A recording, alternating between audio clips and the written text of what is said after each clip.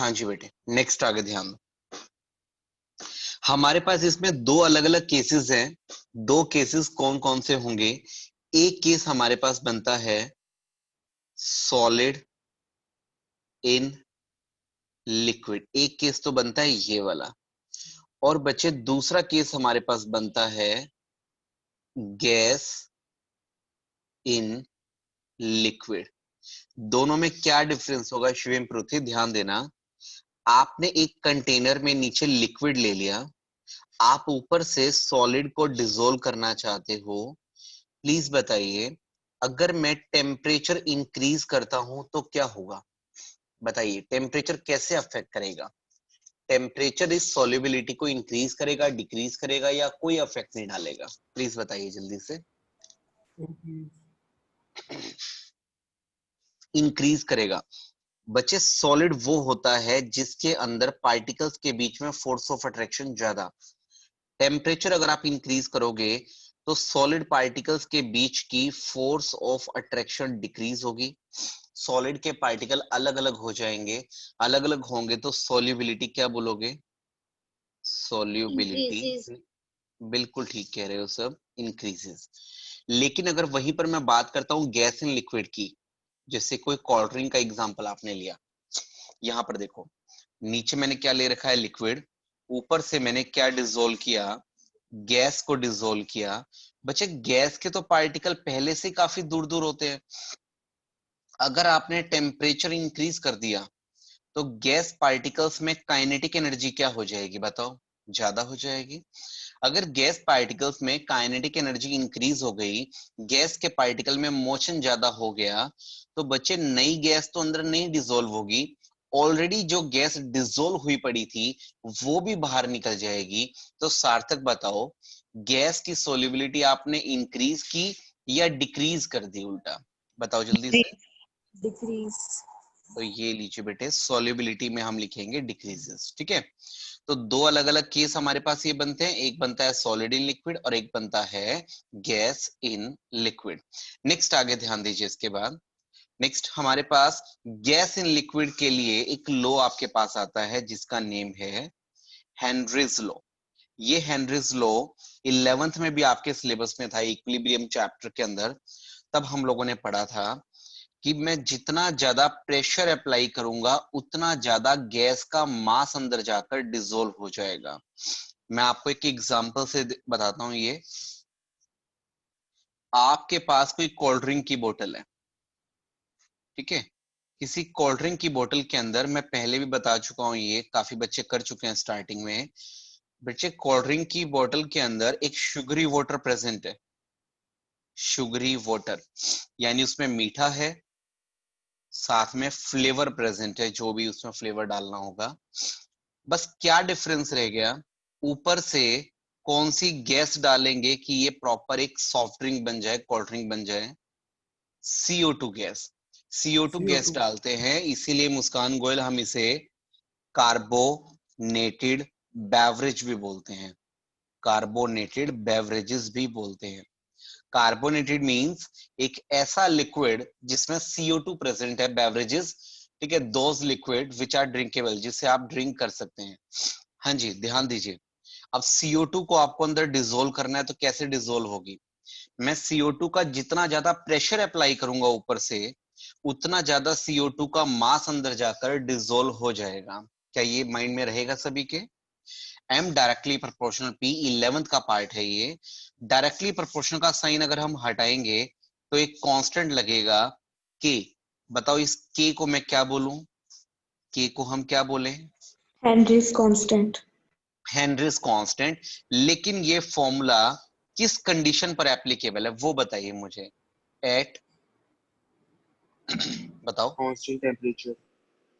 At constant temperature, temperature का constant होना compulsory है, ठीक है। एट कांस्टेंट टेम्परेचर ये फॉर्मूला एप्लीकेबल होगा। अब आपको ध्यान क्या रखना है वो सुनिए। आपको ध्यान रखना होगा, 11th में आप लोगों ने फॉर्मूला किया M is equal to K multiply by P। लेकिन अब 12th स्टैंडर्ड में आपके पास इसी का एक और रेसिप्रोकेट आएगा, हम क्या करेंगे, आप इससे पहले लिखते थे m डायरेक्टली प्रोपोर्शनल p, ये लिखते थे, डायरेक्टली हटके आपने k लगा दिया। अब मैं इसको थोड़ा मॉडिफाई कर रहा हूं, प्रेशर लेफ्ट साइड में आएगा, डायरेक्टली प्रोपोर्शनल में, मास नहीं मोल फ्रैक्शन आएगा। क्या कोई बच्चा बता सकता है m का मीनिंग मास और x का मीनिंग मोल फ्रैक्शन, दोनों में क्या डिफरेंस है? हम किसको ज्यादा प्रेफर करेंगे और क्यों करेंगे? शिविन, क्या आप बताओगे बच्चे एक बार ये? अर्पित, अंशिका, आर्यन, शिविन, आप चारों में से कोई भी बता दो। बताओ बेटा जल्दी। शिविन,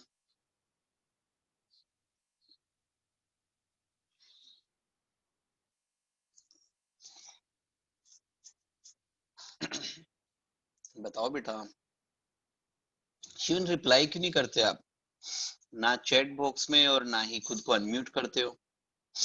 हाँ जी, बिल्कुल ठीक कह रहे हो। ईशा ने, मुस्कान ने, देवांशी ने रिप्लाई किया है। बच्चे एक्स का मीनिंग है मोल फ्रैक्शन। एक्स का क्या मीनिंग है बेटा? मोल फ्रैक्शन उसका मीनिंग है।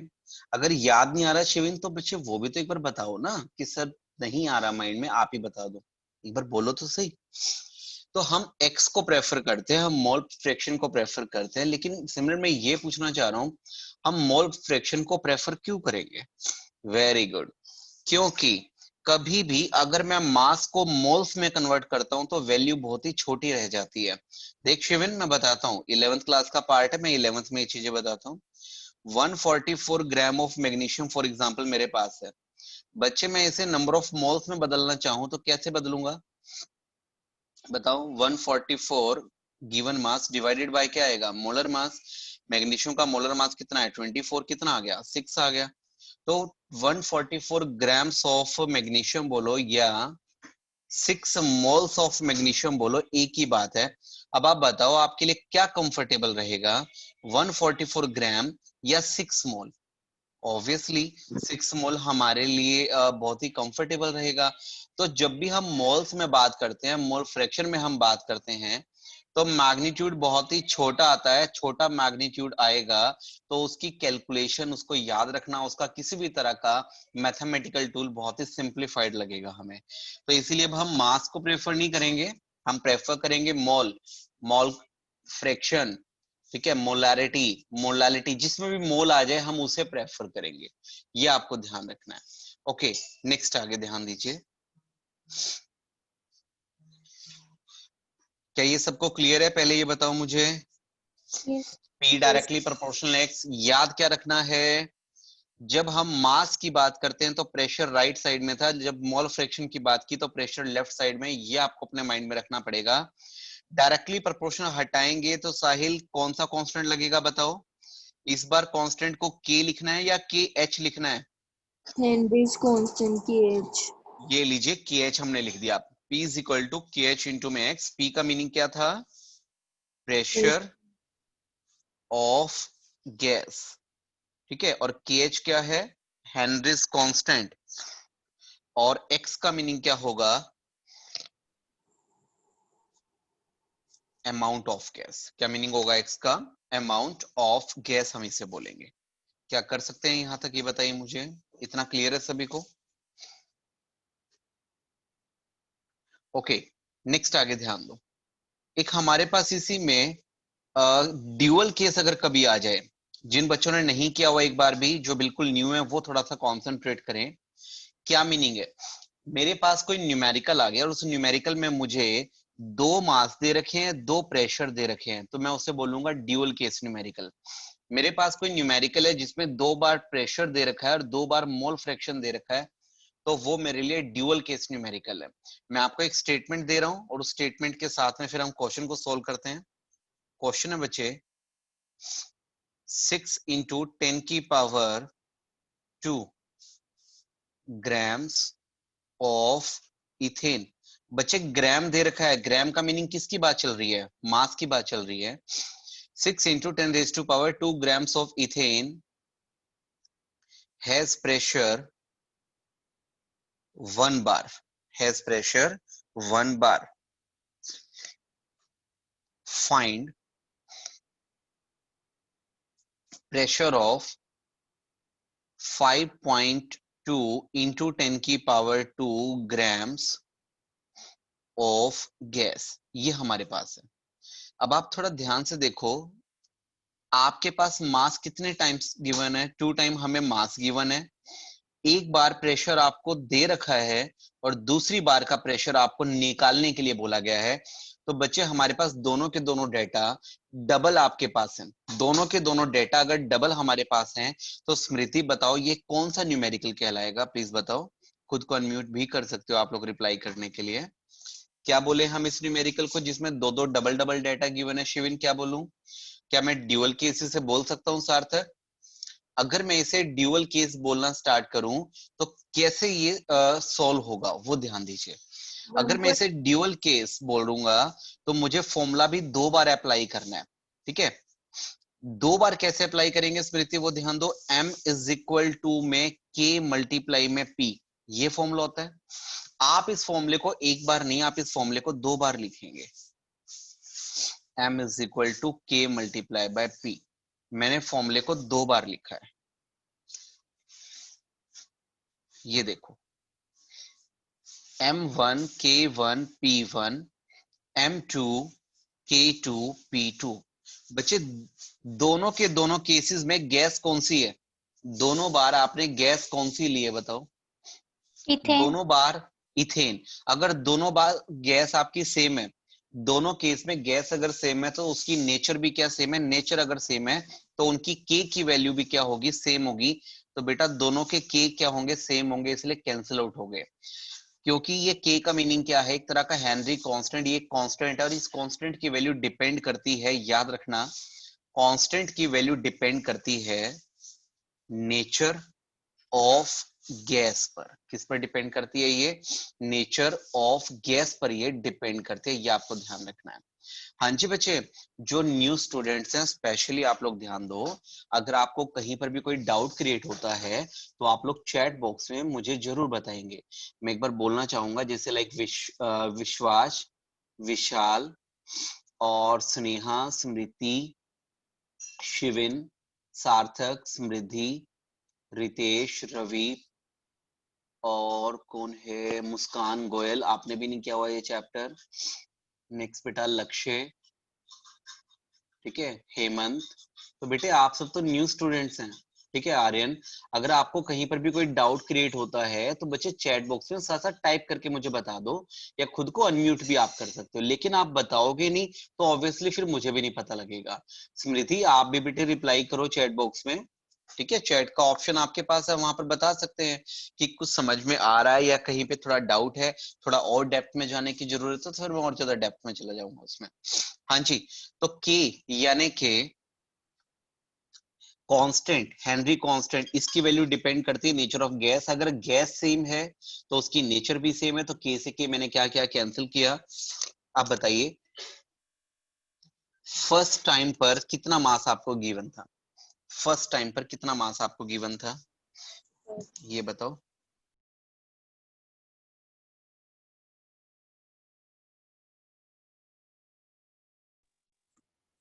बच्चे फर्स्ट टाइम पर हमें मास गिवन था 6 इंटू 10⁻²। सेकेंड टाइम पर मास कितना गिवन था? 5.2 इंटू 10⁻²। के से के ऑलरेडी कैंसिल कर चुके हो। स्टार्टिंग में आपको कितना गिवन था? प्रेशर 1 बार। और बच्चे P2 की वैल्यू आपको कैलकुलेट करनी है। अगर आपका P1 बार यूनिट्स के साथ में था तो P2 भी जब निकालोगे तो उसका भी आंसर किस में लिखोगे? बार्स में। ये बताओ क्या ये क्लियर है? स्मृति एंड समृद्धि, दोनों के दोनों बताओ, दोनों का नेम मैच करता है। स्मृति एंड समृद्धि, दोनों के दोनों बताइए क्या क्लियर है बच्चे? ये स्मृति ने तो आंसर दे दिया। अर्पित, अर्पित सुनो बेटे, आई थिंक आपका कनेक्शन ब्रेक हो गया था ना? हाँ जी, कोई बात नहीं बेटा। ये देख सुन, सबसे पहले तो ये बता मुझे, क्या ये आपको ये फॉर्मूला क्लियर है जो लेफ्ट साइड में मैंने लिख रखे हैं? एक फॉर्मूला तो m is equal to K multiply में p वाला बेटा, और एक formula p is equal to K H into में x वाला। क्या दोनों फॉर्मूला क्लियर हैं? ठीक है अर्पित।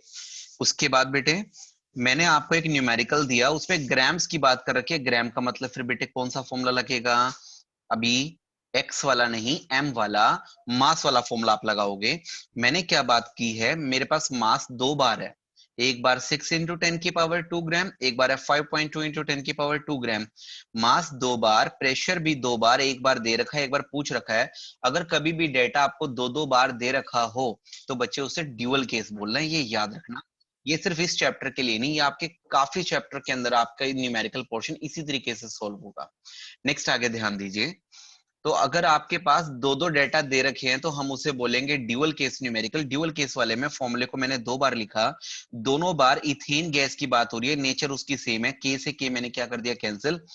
फर्स्ट टाइम पर मास कितना पुट किया बच्चे, 6 × 10⁻²। सेकंड टाइम पे मास कितना पुट किया, 5.2 × 10⁻²। इज इक्वल टू में बताओ P1 की वैल्यू कितनी है? स्टार्टिंग में प्रेशर कितना गिवन आपको, 1 बार आपको गिवन है, 1 अपॉन में P2 आपका बड़े आराम से निकल जाएगा। तो P1 की वैल्यू आपकी बार में है, तो P2 की भी वैल्यू आपकी किस में आएगी, बार्स में ही आएगी। आई थिंक कर पाएंगे बड़ी इजीली। 0.86 आंसर निकाल रहे हैं काफी सारे स्टूडेंट। ठीक है स्मृति, आपने आंसर नहीं निकाला कैलकुलेटर से? हाँ जी, कॉपी पेन लेकर बैठ जाओ, साथ में कैलकुलेटर लेकर बैठ जाओ। नेक्स्ट आगे ध्यान दीजिए। इसके बाद ऑप्स आप ये कर पाएंगे।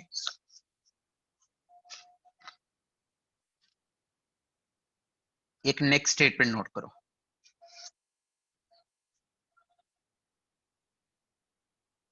सोल्यूबिलिटी, ये न्यूमेरिकल जो न्यू स्टूडेंट्स हैं थोड़ा फोकस करना, बाकी सब बच्चे तो कर चुके हैं। Solubility of H2S at STP is 0.195 small M, ये दे रखा है बच्चे।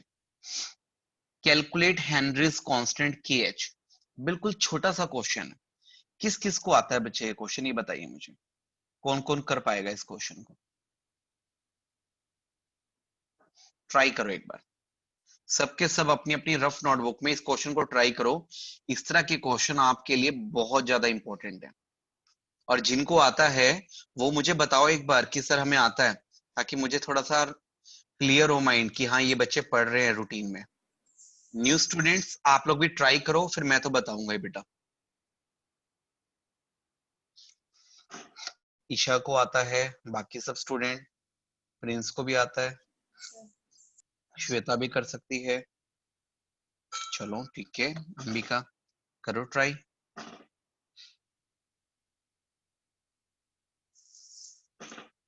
समृद्धि, आपको करवाए गए बेटा ऐसे कोई न्यूमेरिकल स्कूल में? स्मृति, समृद्धि, एनसीईआरटी इंटेक्स क्वेश्चन है ये।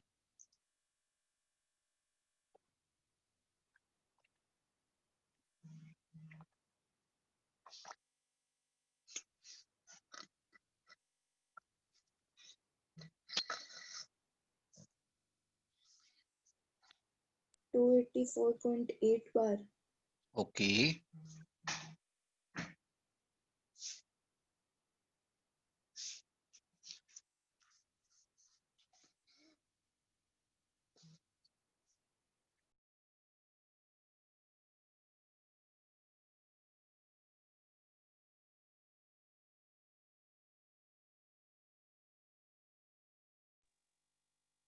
हर्षित सही आ रहा है बेटा आपका आंसर।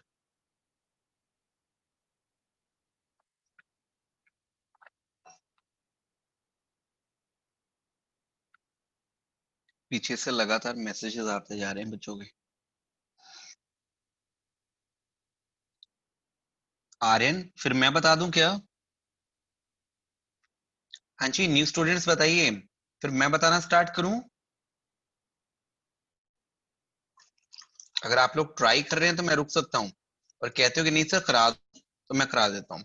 हाँ जी आर्यन, ध्यान दो, सुनो बेटा, सबके सब कंसंट्रेट करें जिनको नहीं आता है। सबसे पहले मेरे पास है 0.195 स्मॉल एम। ओके स्मृति, ये स्मॉल एम क्या रिप्रेजेंट करता है? स्मॉल एम,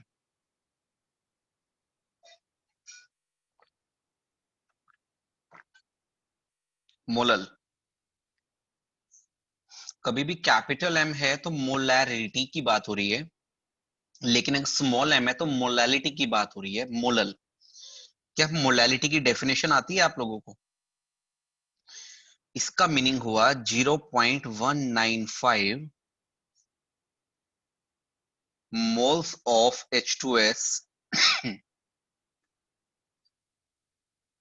प्रेजेंट इन, ये बताओ तुम, प्रेजेंट इन, ईशा गुप्ता ने तो कर दिया गलत, कहती है प्रेजेंट इन 1 लीटर।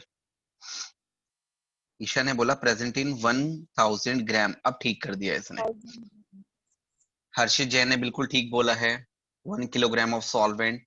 अंशु बेटे present in 1000 grams of solution आएगा कि सॉल्वेंट आएगा? अंशिका ये भी बता दो, सॉल्यूशन आएगा कि सॉल्वेंट आएगा? सॉल्वेंट। ये लो जी, सॉल्वेंट मैंने लिख दिया। क्या ये क्लियर है पहले? अब सुनो, इससे क्या पता लग गया आपको बच्चे? मोल फ्रैक्शन आपको निकालना है। मोल फ्रैक्शन किसका? गैस का चाहिए। H2S इज इक्वल टू में, ध्यान दो, mole fraction of H2S is equal to number of moles of H2S divided by number of moles of H2S plus में, बच्चे यहाँ पे वाटर प्रेजेंट है, आपको ये एक्वस दे रखा है, solubility of H2S in water भी आप लिख सकते हो यहाँ पर। साथ में क्या लिखेंगे? Number of moles of water. ये बताओ पहले, क्या ये क्लियर है? मोल फ्रैक्शन का मैंने फॉर्मूला लिख दिया, mole fraction of H2S is equal to number of moles of H2S whole divided by total number of mole. हाँ जी, प्लीज बताइए, क्या ये क्लियर है? Yes sir. अब ध्यान दो, आपके पास एक फॉर्मूला होता है P इज इक्वल टू में KH मल्टीप्लाई बाय X, ये फॉर्मूला होता है आपके पास। प्रेशर किसका? H2S गैस का। KH की वैल्यू भी किसकी? H2S की। मोल फ्रैक्शन भी किसका? H2S का। ये ध्यान दो। हाँ जी, कोई प्रॉब्लम तो नहीं है शिविन? ये फॉर्मूला मैंने ठीक लिखा है ना? बताओ, फॉर्मूले में तो कोई गड़बड़ नहीं की मैंने?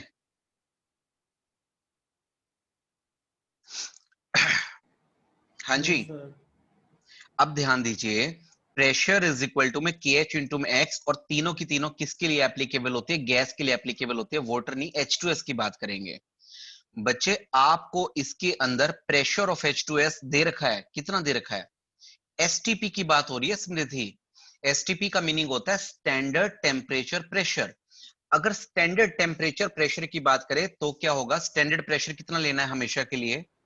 1 बार। ये लीजिए 1 बार मैंने ले लिया। आगे KH की वैल्यू हमें निकालनी है, यूं का यूं लिख दूं, कोई प्रॉब्लम तो नहीं है? आगे बेटे मोल फ्रैक्शन का फॉर्मूला ये रहा, देखो लेफ्ट साइड में लिख रखा है। मोल फ्रैक्शन की जगह पे आप ये पुट कर दो पूरा का पूरा। बताओ number of moles of H2S तुम्हें पता है क्या? Number of moles of H2S मुझे लगता है 0.195। 0.195। सब एग्री करते हो इस बात पर? डिवाइड में फिर दोबारा number of moles of H2S कितना करूं? 0.195 प्लस में बेटा number of moles of water. Number of moles का एक और formula given mass divide by molar mass. आपके पास यहाँ वाटर का गिवन मास कितना? ये रहा। सॉल्वेंट कितना आपके पास? 1000 ग्राम। ये तो हो गया given mass of water, divide में मोलर मास कितना? 18 ये 55.55 आता है। बड़े आराम से सोल्व करके किसकी वैल्यू आ जाएगी प्लीज बताइए? KH की वैल्यू बड़े आराम से आ जाएगी। ये बताओ मुझे, क्या सब बच्चों को ये क्लियर है?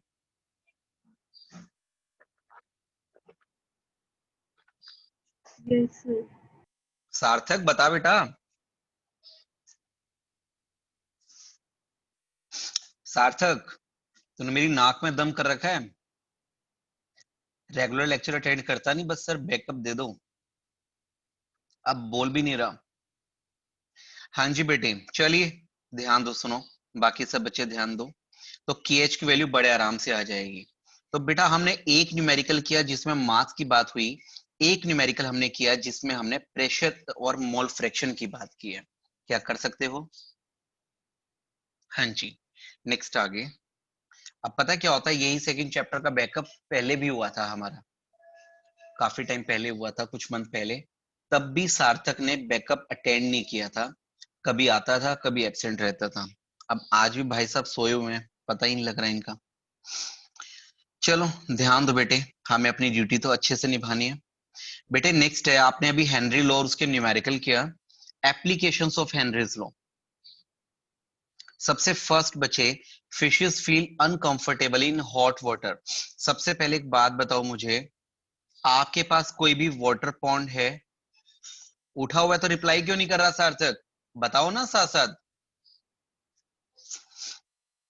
कॉपी पेन ले लो और साथ साथ अच्छे से सॉल्व करो। Thank you Tanvi.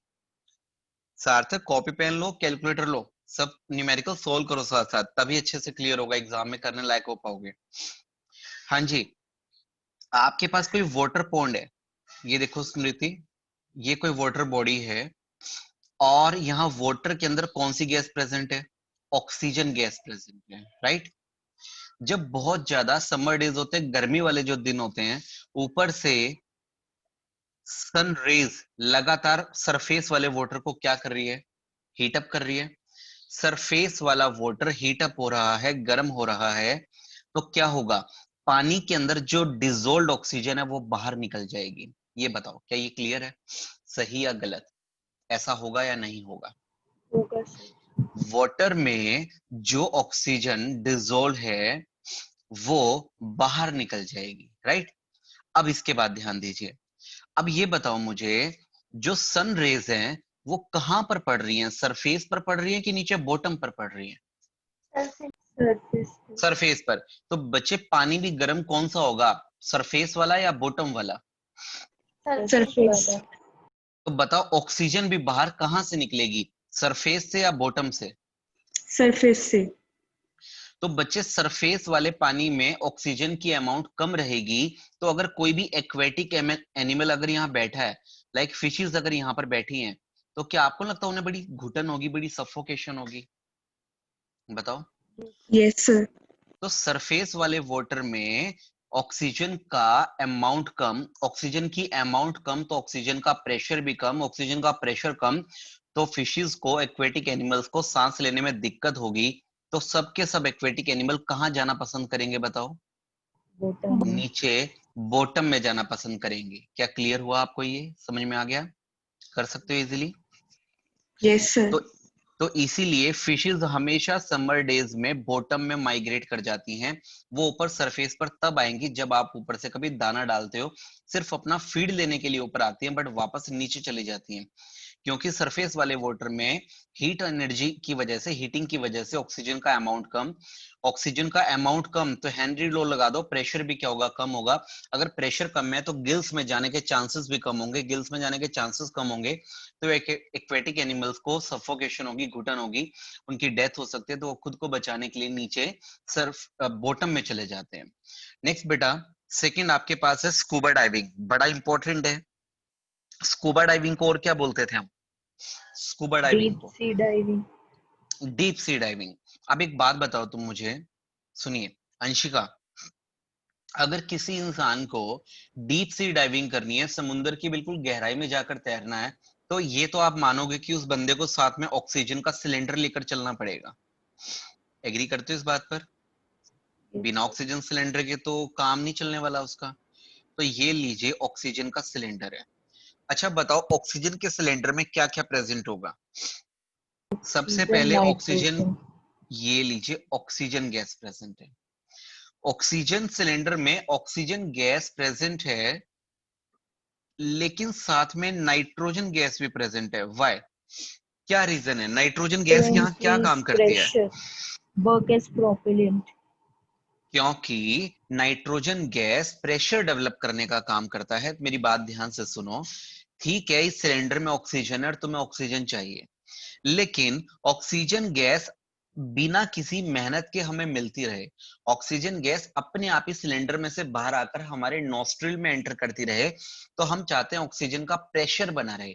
ऑक्सीजन का प्रेशर बनाए रखने के लिए N2 गैस यहां पर यूज होगी, नाइट्रोजन गैस यहां पर यूज होगी। ये बताओ क्या ये क्लियर है पहले सभी को, न्यू स्टूडेंट्स को? क्या ये क्लियर है? हेमंत क्लियर है बच्चे ये? हाँ जी अंशिका, सार्थक, क्या ये क्लियर है? नाइट्रोजन गैस प्रेशर डेवलप करने का काम करती है। अब सुनो प्रॉब्लम क्या हुई। प्रॉब्लम हुई रवि, हमारे पास ये सपोज ब्लड पाइप आपकी, तो आपकी ब्लड पाइप में ब्लड फ्लो कर रहा है, ब्लड के अंदर ऑक्सीजन जाती है, ठीक है। तो बेटे प्रॉब्लम क्या होती है, जब आपके ब्लड में ऑक्सीजन जाती है तो ये ऑक्सीजन सिलेंडर के अंदर से कभी कभी ऑक्सीजन के साथ साथ नाइट्रोजन के भी कुछ बबल निकलकर तुम्हारे ब्लड स्ट्रीम में चले जाते हैं, आपकी ब्लड पाइप में चले जाते हैं। क्या ये क्लियर है हेमंत?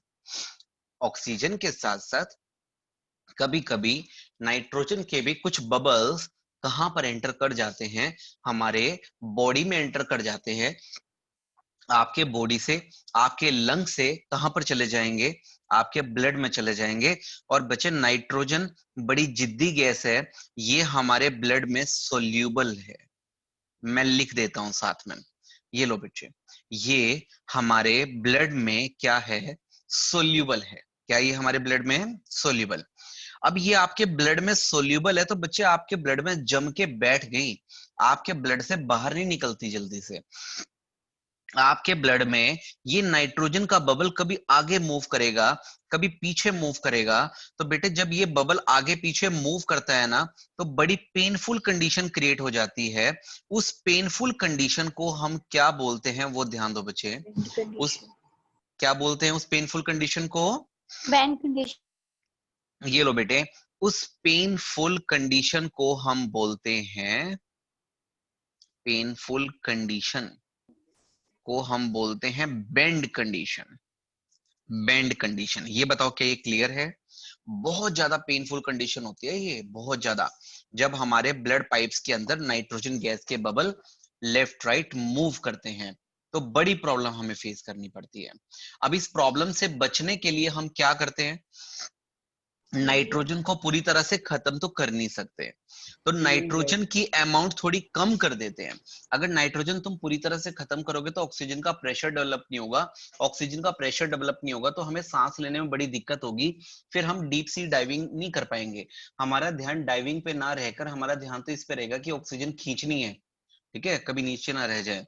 तो बच्चे हम क्या करते हैं, नाइट्रोजन को खत्म तो कर नहीं सकते, लेकिन एक काम जरूर कर सकते हैं, नाइट्रोजन की अमाउंट थोड़ी सी कम करके उसको हीलियम से रिप्लेस कर सकते हैं।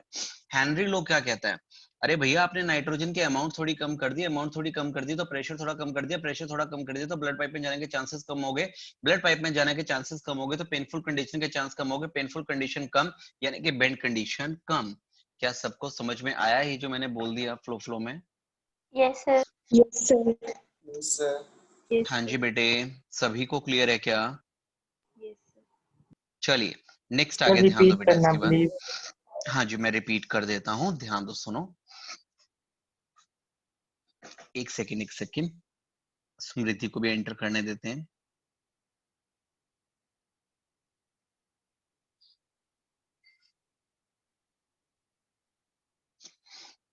स्मृति साउंड आ रही है बच्चे?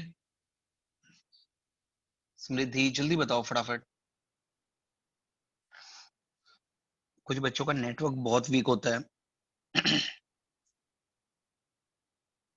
सुनो बेटे ध्यान देखो, मैंने क्या बोला यहाँ पर, मैंने बोला है ऑक्सीजन गैस हमें चाहिए, ठीक है, लेकिन ऑक्सीजन गैस का प्रेशर डेवलप करने के लिए कौन सी गैस डालनी जरूरी है, नाइट्रोजन गैस। लेकिन नाइट्रोजन गैस तो बड़ी प्रॉब्लम क्रिएट करती है क्योंकि वो हमारे ब्लड में सोल्यूबल है, एक बार अंदर जम के बैठ गई तो बैठ गई, जल्दी से बाहर निकलने का नाम नहीं लेती। तो हम नाइट्रोजन को पूरी तरह से तो स्किप कर नहीं सकते, पहली बात। तो हम कर क्या सकते हैं, हम नाइट्रोजन की अमाउंट थोड़ी कम करके हीलियम से रिप्लेस कर देते हैं। हम क्या करते हैं, हम नाइट्रोजन की अमाउंट थोड़ी सी कम करेंगे और बदले में क्या डाल देंगे, हीलियम डाल देंगे। हीलियम डालने का क्या बेनिफिट है, ये हमारे ब्लड में इनसोल्यूबल है, ये कब आपके ब्लड में गई, कब आपके ब्लड से बाहर आ गई हमें पता भी नहीं लगता। हीलियम की वजह से हमें कभी भी कोई पेनफुल कंडीशन सहन नहीं करनी पड़ती। ये बताओ क्या ये क्लियर हुआ है पहले? बताइए जल्दी से। Yes, sir. Yes helium, sir. Helium हमारे ब्लड में क्या है, इनसोल्यूबल, जिसकी वजह से वो कोई पेनफुल कंडीशन, कोई बैंड कंडीशन क्रिएट नहीं करती। हेनरी लो कहता है आपने हीलियम डालकर क्या समझदारी की, आपने जब हीलियम को डाला तो आपने नाइट्रोजन की अमाउंट क्या रखी है, थोड़ी सी कम रख दी, नाइट्रोजन को थोड़ा रिप्लेस करके ही हीलियम डाल रखा है, नाइट्रोजन की अमाउंट कम, तो बताओ पेनफुल कंडीशन के चांसेस भी कम, कम। पेनफुल कंडीशन के चांसेस कम यानी कि बेंड कंडीशन के चांसेस भी कम। क्या क्लियर है सभी को? कर सकते हैं इजीली, आगे बढ़ सकता हूं मैं? Yes, sir. चलिए नेक्स्ट आगे ध्यान दो बेटे। इसके बाद शिविन क्लियर हो रहा है? मैं बहुत स्लो चल रहा हूँ बेटे क्योंकि फर्स्ट बैकअप क्लास है आज। हाँ जी, नेक्स्ट आगे ध्यान दो। तो अब आपको इसमें परसेंटेज भी पता होनी चाहिए, काफी सारे बच्चों ने तो परसेंटेज बता दी थी अभी साथ साथ ही, ठीक है। बताइए ऑक्सीजन कितना परसेंट होती है? ओनली 32। ऑक्सीजन की परसेंटेज यहाँ पर बहुत कम होती है, ओनली 32%। और नाइट्रोजन आपके पास कितना? 56%। 56%। और बचा हुआ 12% के लगभग क्या होगा? हीलियम गैस होगी, ठीक है। पहले ये पूरा का पूरा 68% क्या प्रेजेंट था? नाइट्रोजन प्रेजेंट था, पूरा का पूरा 68 क्या प्रेजेंट था? नाइट्रोजन प्रेजेंट था। लेकिन हमने क्या किया, 68 में से 12% नाइट्रोजन कम करके वो 12% क्या डाल दिया? हीलियम डाल दिया, ताकि बेंड कंडीशन के चांसेस थोड़े कम हो जाए। चलिए नेक्स्ट आगे ध्यान दीजिए। इसके बाद यहां तक तो आप सबको क्लियर हो गया? ओके बेटे थर्ड एप्लीकेशन क्या है? At higher altitude partial pressure of oxygen is less. बेटे जैसे जैसे आप पहाड़ों पर ऊंचाई पर जाते हो तो ऑक्सीजन की अमाउंट क्या हो जाती है? प्लीज बताइए, ऑक्सीजन की अमाउंट क्या हो जाती है? Yes. कम। अगर ऑक्सीजन की अमाउंट कम हो जाएगी तो उसका प्रेशर भी क्या होगा? कम। उसका प्रेशर कम है तो आपके लंग्स में एंटर करने के चांसेस भी क्या होंगे? कम। तो बताओ बेटा, रोहतांग की पहाड़ियों पर फिर क्या करना पड़ता है? इसीलिए पर्सन को पहले नीचे मेडिकल चेकअप अपना करवाना पड़ता है, ठीक है, कभी उसको ऊपर जाके कोई सफोकेशन, कोई ब्रीथ की प्रॉब्लम क्रिएट ना हो जाए। तो अगर मान लीजिए हायर एल्टीट्यूड पर आप गए और वहां जाकर आपके अंदर ऑक्सीजन की कमी हो गई, तो ऑक्सीजन की कमी की वजह से हमें क्या फेस करनी पड़ती है? सबसे पहले तो थोड़ी घुटन होती है, सफोकेशन होती है, और अल्टीमेटली बंदा फेंट भी हो जाता है, बेहोश हो जाता है, और एट लास्ट उसकी डेथ भी हो सकती है। तो ऑक्सीजन की कमी की वजह से, ऑक्सीजन के ना होने की वजह से इतनी सारी प्रॉब्लम्स का क्रिएट हो जाना कहलाता है एनऑक्सिया। एन का मीनिंग ना होना, ऑक्सिया का मीनिंग ऑक्सीजन। ऑक्सीजन की एब्सेंस को हमने क्या बायोलॉजिकल नेम दिया? एनॉक्सिया हमने नेम दिया। क्या कर पाओगे ये बताइए मुझे, क्या क्लियर है? Yes. चलिए नेक्स्ट आगे ध्यान दीजिए। इसके बाद हाँ जी, हाँ जी बिल्कुल, हम इसे हायर एल्टीट्यूड सिकनेस भी कहते हैं, ठीक है। ये प्रॉब्लम हमें जब हम कहीं ऊंचाई वाली जगह पर जाएं, पहाड़ों पर जाएं, तभी हमें ये प्रॉब्लम फेस करनी पड़ती है। Okay, last application, first application आपने कौन सी की? फिशेस वाली, एक्वेटिक एनिमल्स वाली की, वो हमेशा बॉटम में चले जाते हैं। सेकंड एप्लीकेशन आपने क्या की? डीप सी डाइविंग बोलो Deep या sea स्कूबा diving. डाइविंग बोलो, ठीक है। डीप सी डाइविंग के दौरान आपको किसकी जरूरत पड़ती है? ऑक्सीजन सिलेंडर की हमें जरूरत पड़ती है।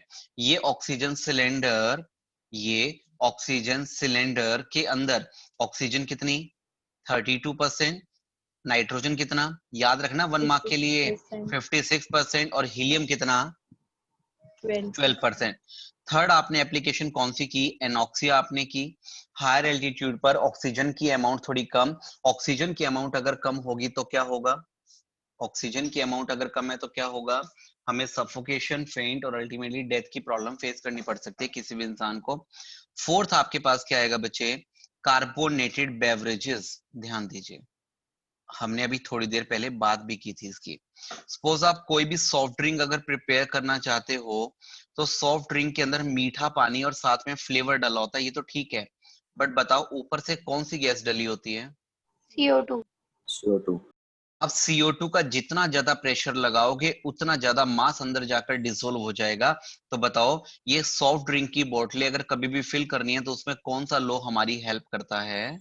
Henry law. हेनरीज लॉ उसमें हमारी हेल्प करता है कि मैं ऑक्सीजन की कितनी अमाउंट अंदर रखना चाहता हूं, उसके लिए मुझे कितना प्रेशर लगाने पर मेरा काम चल जाएगा। तो ये सब काम हम हेनरी लॉ की मदद से कर पाते हैं। तो ये चार एप्लीकेशन आपको याद रखनी है, किसकी बच्चे? हेनरीज लॉ की। नेक्स्ट आगे ध्यान दीजिए, इसके बाद हमारे पास बिल्कुल एक न्यू टॉपिक आ जाता है, वेपर प्रेशर। मैं आप लोगों को इसकी वीडियो भी एक बार रीसेंड कर दूंगा आज, ठीक है, और ये कंप्लीट आपको वीडियो इसकी मिलेगी। लेकिन मैं आपको एक बार अपनी हैंड राइटिंग में भी एक्सप्लेन कर रहा हूं, लेकिन थोड़ा स्पीड में करेंगे, ध्यान दो। हमारा नेक्स्ट टॉपिक है बच्चे रोल्स लॉ।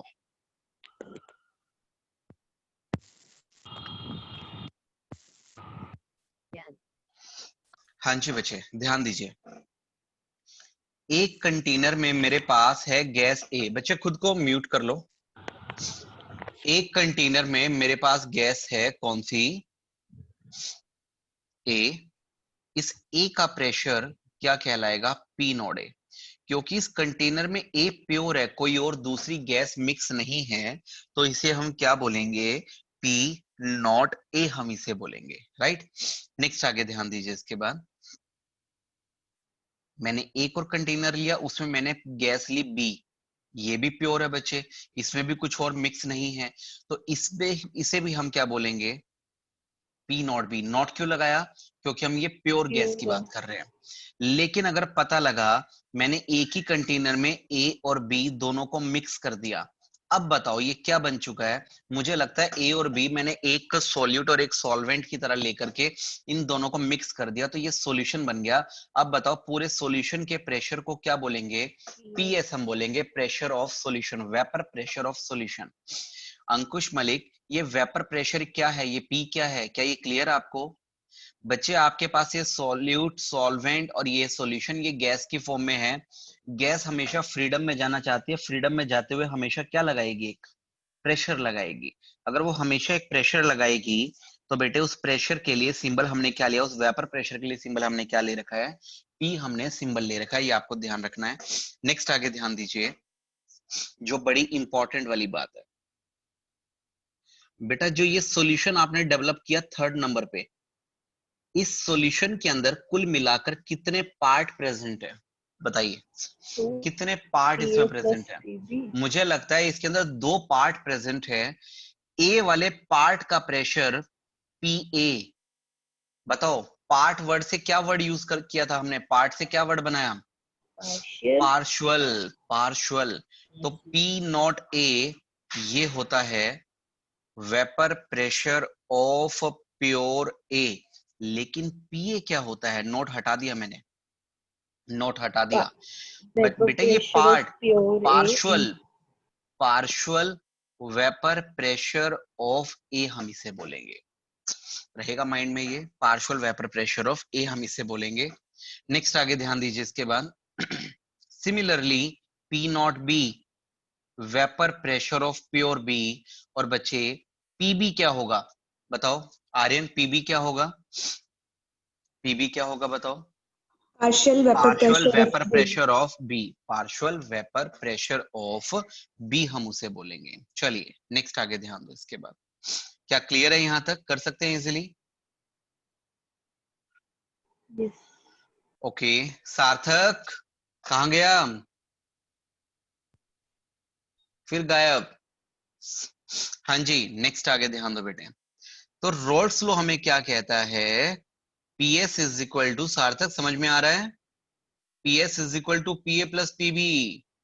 अगर मैं ए और बी दोनों को प्लस कर दूं, पी और पीबी दोनों को प्लस कर दूं, तो वो पीएस बन जाएगा, ये याद रखना है तुझे। अब सुनो, 11th क्लास में, ठीक है सार्थक, आपने नहीं, हम लोगों ने 11th क्लास में एक फॉर्मूला किया था, पीए किसके बराबर होता है? P naught A X A. Not into X. स्मृति, क्या आपकी स्मृति में कुछ ऐसा है फॉर्मूला? 11th क्लास में एक टॉपिक था Dalton's law of partial pressure, अगर याद हो तो। सार्थक को तो याद नहीं होगा, पता है मुझे, ये बड़ी मस्ती की है इसने, बड़े मजे किए 11th में। PA is equal to P naught A X A. और ऐसे ही पीबी का फॉर्मूला क्या बनेगा? पीबी का formula P not B P not B into X. X B, ये फॉर्मूला बनेगा। ये लो जी, ये बन गया रोल्स लॉ। क्या बन गया ये हमारा बन चुका है रोल्स लॉ। नेक्स्ट आगे ध्यान दीजिए, इसके बाद रोल्स लॉ आपको क्लियर हो चुका है। लेकिन हम कहते हैं कि रोल्स लॉ गलत साबित हुआ, इसमें चेंजेस की जरूरत है हमें। तो हमारा जो नेक्स्ट टॉपिक है वो क्या बनता है बच्चे, मैं इसकी वीडियो भी आपको सेंड Deviation. करूंगा आज। डेविएशन इन रोल्स लॉ। जो न्यू स्टूडेंट हैं, रोल्स लॉ और डेविएशन रोल्स लॉ की बहुत ही अच्छी वीडियो बनी हुई है, उस वीडियो को ध्यान से अच्छे से देखना और लिख लिख करके उसके नोट्स भी बना लेना। सर हाँ जी सर यहाँ पे पी नोट के जगह पी टोटल नहीं आना चाहिए, आपने 11th में पी टोटल लिखवा रखा है। बेटे, बाकी सबके सब स्टूडेंट ध्यान देना, बाकी सबके सब स्टूडेंट ध्यान दो, और तू अब खुद को साइलेंट जोन पर ले जा बेटा। हाँ जी, डेविएशन इन रोल्स लॉ। डेविएशन इन रोल्स लॉ क्या कहता है, हमारे पास सोल्यूट दो तरह के होते हैं, एक होता है वोलेटाइल और एक होता है नॉन वोलेटाइल। अब आगे ध्यान दो, एक वोलेटाइल और एक नॉन वोलेटाइल। नेक्स्ट आगे ध्यान दीजिए। वोलेटाइल का मतलब जिसके बड़े आराम से वेपर्स बन जाए, नॉन वोलेटाइल जिसके आराम से वेपर्स ना बन पाए। अब सुनो, अगर सपोज करो मेरे पास ये ए है, यानी कि ये मेरे पास सपोज करो सॉल्वेंट है, इस सॉल्वेंट के, ये पानी है सपोज करो, और इसके 18 वेपर बन रहे हैं बड़े प्यार से। फिर मेरे पास बी प्रेजेंट है, ये मेरे पास नॉन वोलेटाइल सोल्यूट है। कैसा सोल्यूट है? Non volatile solute. क्या मीनिंग हुआ नॉन वोलेटाइल का? जिसके वेपर आराम से बनेंगे कि नहीं बनेंगे? नहीं बनेंगे। तो बच्चे सपोज करो मैं कहता हूं इसके कम वेपर बन रहे हैं, इसके सिर्फ 5 ही वेपर बन रहे हैं, ठीक है, क्योंकि बहुत कम बनाता है वेपर। सपोज चीनी आपने डाल दी तो चीनी जल जाती है लेकिन वेपर बहुत कम बनाती है। अब मैं इन दोनों को कंबाइन अगर कर दूं, ए प्लस में बी, स्मृति बताओ अब क्या आपको लगता है टोटल वेपर अब कितने होने चाहिए? पीएस की वैल्यू कितनी आनी चाहिए? 18 प्लस में 5 कितनी आनी चाहिए? 23 आनी चाहिए।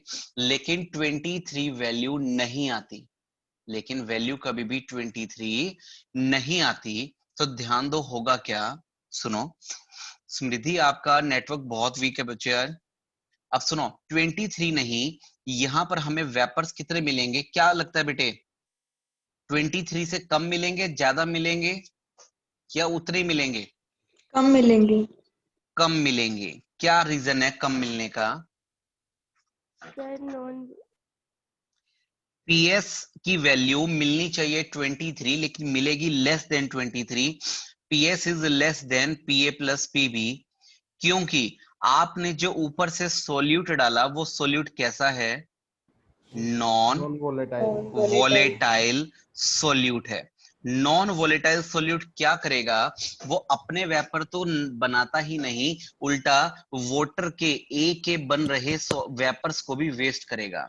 जो वेपर्स ए के बड़े आराम से बन रहे थे, ये उनमें से भी कुछ वेपर्स को क्या करेगा बेटे? वेस्ट करेगा। ठीक है प्रिंस, पिटाई हो रही है कि तेरी घर में बेटे? पीछे ठक ठक की आवाजें आ रही हैं तेरे पीछे से। हाँ जी, तो आपने नॉन वोलेटाइल सोल्यूट अगर डाला तो वो क्या करता है, नॉन वोलेटाइल सोल्यूट खुद के तो वेपर बनाता नहीं, उल्टा 18 जो वेपर बन रहे हैं उनमें से भी कुछ वेपर को वेस्ट करेगा। तो हमने एक्सपेक्ट किया था कि आंसर 23 आना चाहिए, लेकिन 23 से कम आता है। अब सुनो, एक और पॉसिबिलिटी यहां पर क्या है, ये ध्यान दो, मैं डायग्राम ड्रॉ करता हूं। ए और ये रहा बी।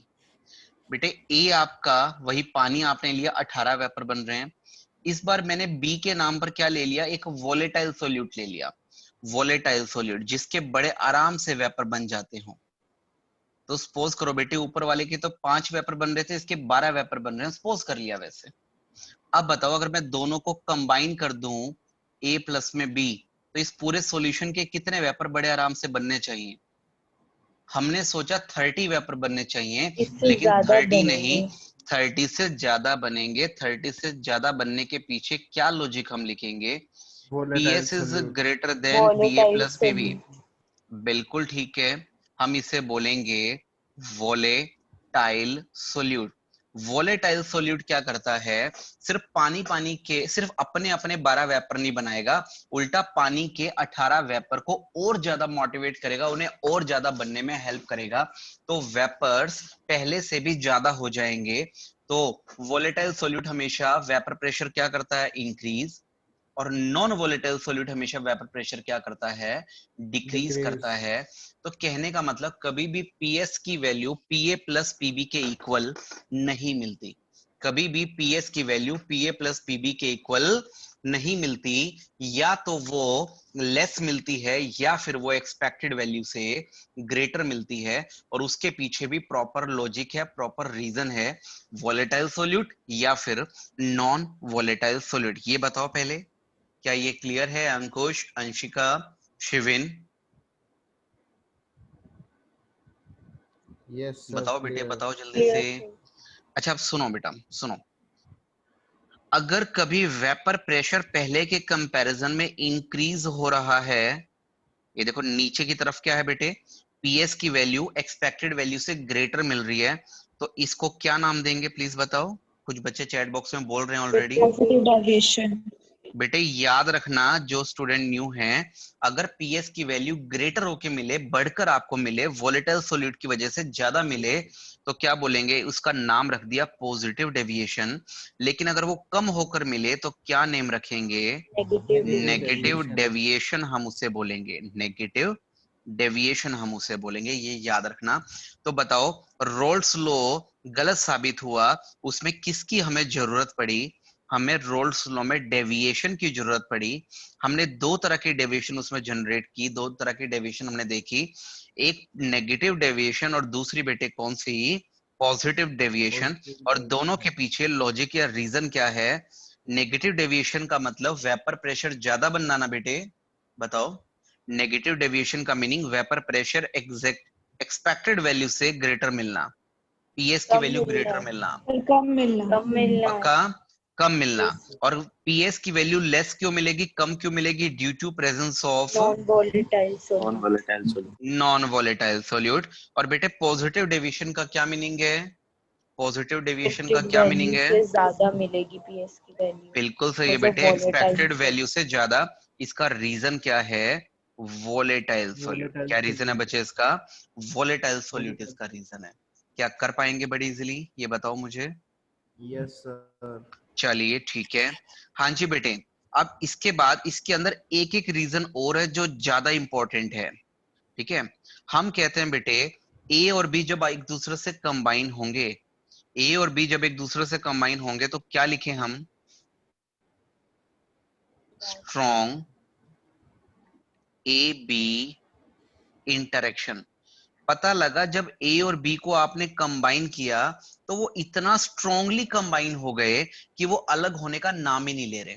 सोचो बेटे, ए और बी के बीच में जो फोर्सेस हैं, अगर वो बहुत ज्यादा स्ट्रांग हो गई तो क्या वो जल्दी से अलग हो पाएंगे? क्या जल्दी से उनके अलग अलग वेपर बन पाएंगे? प्लीज बताइए। No, sir. नहीं बच्चे, अगर उनके जल्दी से अलग अलग सेपरेट सेपरेट वेपर नहीं बन पाएंगे तो बताओ ओवरऑल पीएस की वैल्यू क्या मिलेगी शिविन? ओवरऑल पीएस की वैल्यू क्या मिलेगी? कम. कम मिलेगी, ठीक है। प्रिंस, क्लास चल रही है बेटे, तो बंद कर दे, खुद को म्यूट कर ले। हाँ जी, नेक्स्ट आगे पॉजिटिव डेविएशन में क्या लिखेंगे बेटे, वो ध्यान दीजिए। Weak A B interaction. पता लगा ए और बी के बीच में इंटरेक्शन कैसी है, बताओ। weak, weak, तो क्या होगा? जल्दी टूट जाएंगे तो वेपर जो बन एग्जैक्टली, जाएंगे. Very good. अगर ए और बी के बीच में वीक इंटरेक्शन है तो वो तो बड़ी जल्दी ब्रेक हो जाएगा। अगर बड़ी जल्दी वो ब्रेक हो जाएगा, अगर वो बड़ी जल्दी ब्रेक हो जाएगा तो फिर तो बड़ी जल्दी ए और बी दोनों के वेपर बनेंगे, दोनों के भर भर के वेपर बन रहे हैं। तो स्मृति मुझे क्या बोलना चाहिए, पॉजिटिव या नेगेटिव? मेरा आंसर प्लस होके आ रहा है कि माइनस होके आ रहा है? plus, प्लस होके जा रहा है। तो मुझे तो आंसर, अगर सपोज मैं एक्सपेक्ट कर रहा हूँ 30 लेकिन मुझे मिलेगा 33, तो क्या बोलेंगे? Positive deviation. तो क्या बच्चे ये आप कर पाएंगे इजिली, ये बताइए मुझे। yes sir, Yes, sir. चलो अब ये बताओ मुझे, क्या मैं आज वाली ये वीडियो सेंड करूं सभी को? सभी को नहीं, जो स्टूडेंट का कनेक्शन बीच में ब्रेक हो रहा था बार बार, स्मृति का कनेक्शन